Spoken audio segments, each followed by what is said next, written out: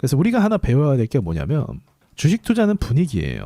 본질과 상관없이 누가 좋게 봐주면 언론, 그죠? 언론 전문가 좋게 봐주면 좋아 보이는 게 주식입니다.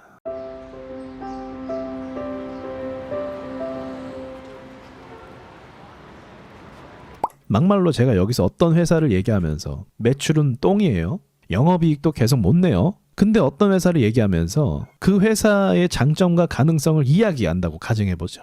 돈은 못 벌지만 제가 봤을 때 이 회사는 뭐 어쩌고저쩌고 하면서 기술이 어쩌고저쩌고 막 얘기를 해요. 그럼 좋아 보이잖아요. 그렇죠? 근데 저 혼자만 그렇게 얘기하는 게 아니라 언론에서도 그렇게 얘기하고 다른 전문가들도 그렇게 얘기하고 그룹 회장의 그 사위가 거기서 일을 하고 있대. 그럼 더 좋아 보이는 거죠. 그리고 삼성전자, SK 하이닉스 출신 전문가들이 거기 회사에서 근무하고 있대. 그럼 좋아 보이겠어요? 안 좋아 보이겠어요? 좋아 보이는 거죠. 돈을 얼마나 벌든 말든 돈 많이 번데 나중에 메타 플랫폼스랑 뭐 SSD 뭐 계약했대. 그래서 올해는 매출이 좋아질 거래. 내년에 더 좋아질 거래. 믿겠어요? 안 믿겠어요? 믿는다고요. 그러니까 시총이 4,500억 찍은 거예요. 그때 당시. 상장하고 나서는 1조 찍은 거고. 그게 분위기입니다. 띄워주는 거. 그러니까 주식 투자는요. 내 회사가 왜 안 가냐면 분위기를 안 만들어줘서 그런 거예요. 게임주가 왜 개박살 나냐면요. 게임주 대형 회사들이 NFT, P2E 하고 있거든요. 이거 사행성이다. 그리고 김남국 코인이다.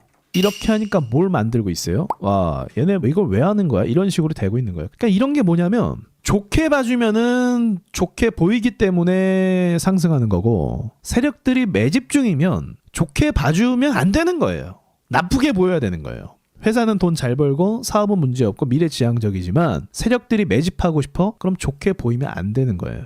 어떻게든 까내려야 되는 거예요.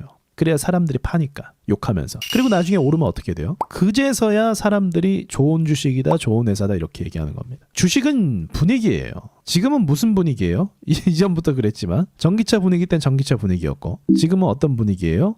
오늘 제목이 있죠. 영상 제목. 왜 저 제목을 지었는지 아십니까? 오늘 영상? 후퇴하는 한국 경제? 언론에서 이렇게 얘기를 하는 거예요, 지금. 근데 이거는 이유가 있어요. 이거는 정치적 공격을 위한 제목일 수도 있어요. 지금 경제가 이렇지 않냐, 뭐하냐, 지금 정권에서. 그러니까 이건 정치적인 거죠. 그렇다고 정치를 제가 뭐 잘하고 있다, 못하고 있다 얘기가 아니에요. 원래 정권 누가 잡으면 반대편에서 안 좋은 거 얘기하고 또 누가 정권 잡으면 반대편에서 안 좋은 거 얘기하는 그것이 정치잖아요. 그래서 이렇게 얘기하는데 실제로 우리나라 문제는요.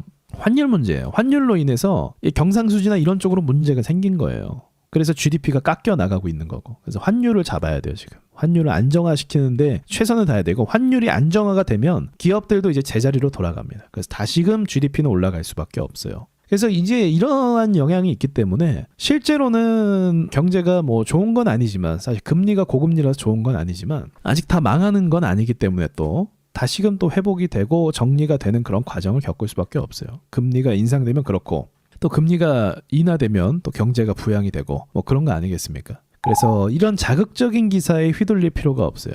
요거는 이제 지금 특수한 외부적인 상황 때문에 이렇게 된 거고 요게 당장은 정리가 되는 게 아니라 차근차근 해소가 될 겁니다. 환율도 안정화를 다시 시킬 거고 기업들도 환율에 맞춰서 매출을 다시 정상화시킬 거고 수출 수입 이 단가에 대해서 조절이 또 될 거예요.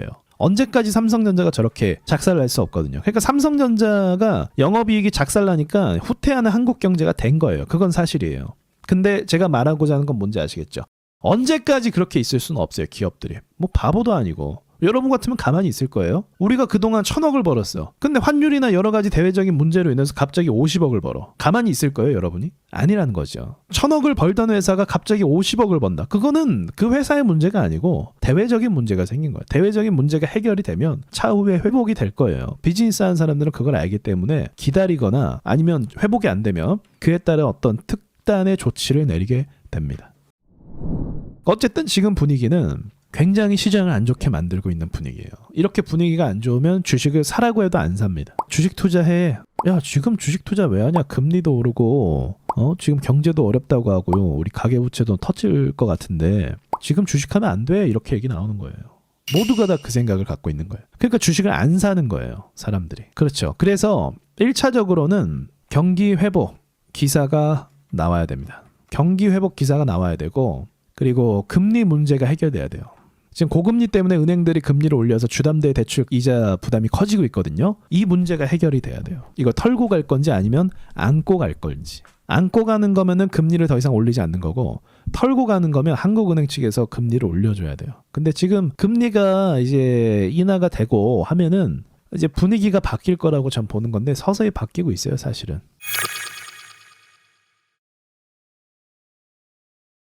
이런 거를 좀 우리가 알아가면 주식 투자할 때 감으로 하는 게 아니라 분위기를 뭘로 만드는지를 알 수 있어요. 분위기는 주도주가 만드는 거예요.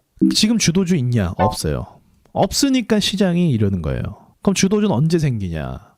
반도체 쪽이 신고가 찍으면서 뉴스가 나와야 돼요. 뉴스가 반도체 경기가 좋아질 것 같다. 매출이 다 늘어날 것 같다 하면서 매출도 진짜 늘어나야 돼요. 그래야 분위기가 확 바뀌어요.